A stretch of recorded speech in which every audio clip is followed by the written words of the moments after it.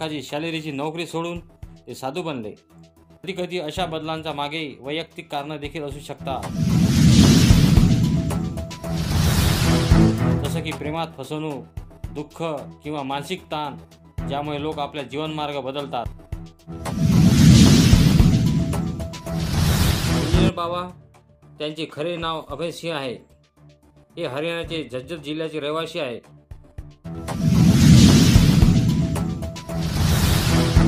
त्यांचे म्हणणे आहे की त्यांनी IIT बॉम्बे येथून एरोस्पेस इंजिनिअरिंगमध्ये आपले शिक्षण पूर्ण केले आहे।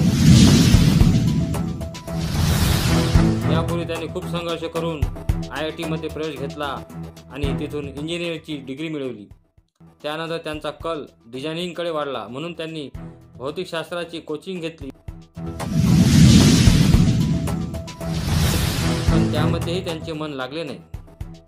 कोरोनानंतर त्यांनी भारतात परत येण्याचा निर्णय घेतला